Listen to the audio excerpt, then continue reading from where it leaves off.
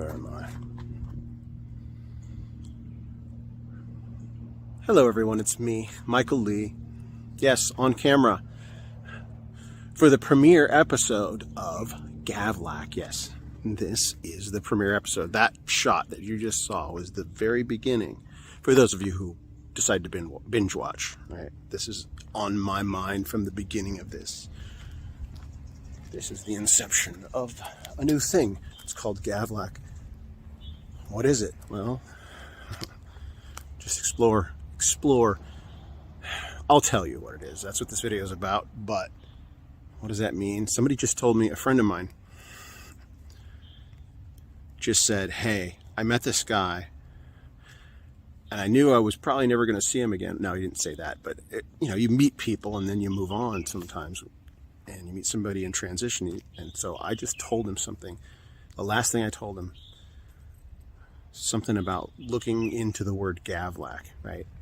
Describing it as a power word or mysterious power word or something. So that guy, if he remembers it or if he cares at all, he'll go look into it. What will he find? Maybe he'll find a show, this show, at some point. All right? That was an interesting story he told me. I figured that's a good way to start this thing, whatever it is. I'm going to play another video here in a moment that has already been out there, but it's on another YouTube channel. It's like I started this YouTube channel and Facebook page specifically for this. The other channels that I have that might have some Gavlak content on it, I'll repurpose those. Those will come back into play probably at some point, but this is the one, right? Fresh one. What's the show going to be about? That's what people who are familiar with Gavlak want to know more about what's been happening. People have no idea. We're like, what is this? Right? It's music. It's a rock band.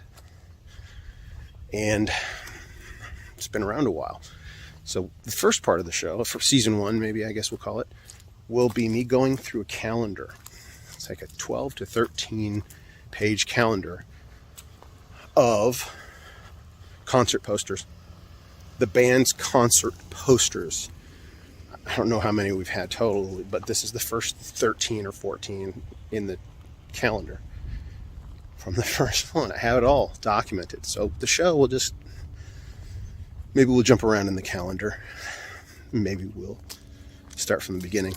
I haven't decided yet, but what you're about to see has been out there. I'm just going to make it a part of this video. This is the intro to this next piece. This is my drummer. This is Gavlak. Right, everybody is in the band is Gavlak. So this is the bass player, the guitar player, the drummer, and myself. And we are just about to practice, and I decided to record an interview. And this is part 1 of 3, and I have to dig through my files to find parts 2 and 3. If this is 1 of 3, there's 2 of 3 and a 3 of 3 that I have to dig for. It's there. I have it backed up multiple times. It's just, once I posted this first one, my drummer said, let's hold off on posting the rest of that. I'm like, oh, that's a good idea. Let's tease the rest of it. So this is the first tease.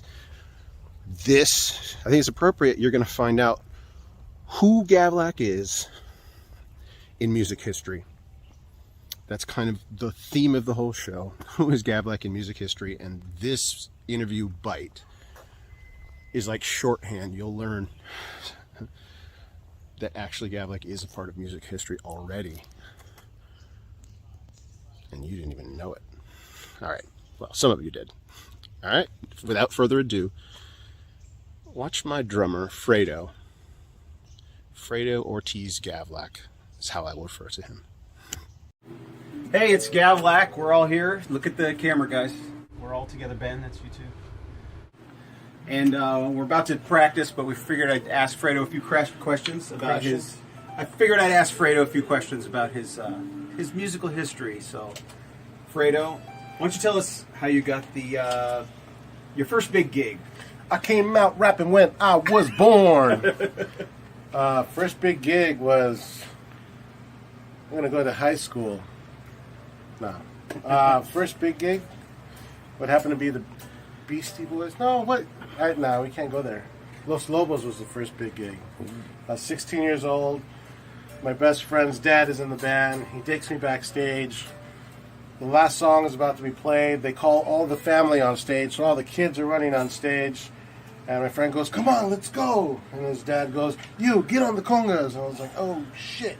And I got on the congas, and it was a full house at the Greek Theater in Los Angeles. And here I am with Los Lobos playing congas. 16. That was my first, lights. You know, this is the other side of the curtain. As That's they when you say. got the bug. Yeah. I was 12, man.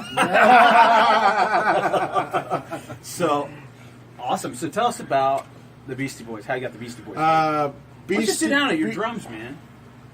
Look at that. Look at that core. Tell us how you got the Beastie Boys gig. I got the Beastie Boys gig by playing a punk rock gig at a cafe in Hollywood. Was that West Hollywood? Across the street from Cantor's Cafe. It was called the Nova Express Cafe.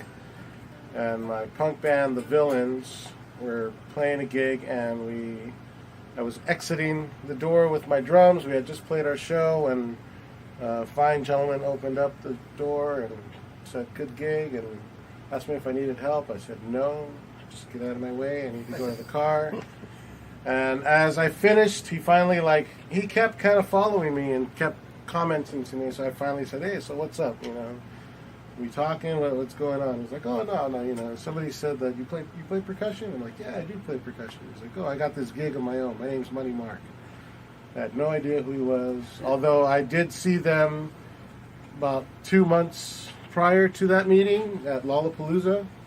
So I saw them on stage, but when Beastie I saw Boys? them in person, the Beastie Boys and Money Mark, ended up being the keyboardist of the Beastie Boys, started talking to me and was eventually looking for a percussionist for the Beastie Boys because their guy went to another group. And I hadn't really had tour experience. I had played locally in Los Angeles. I had been doing a residency at the Viper Room, played all your name venues, Whiskey, Roxy, but then, and I think my tours went all the way up to San Francisco and down to San Diego, van tours. And then all of a sudden I get asked if I'm available to join this group called the Beastie Boys to play percussion, Latin percussion, not drum set, hand percussion, congas, timbalas, shakers, tambourines, and go straight to Australia for 3 weeks.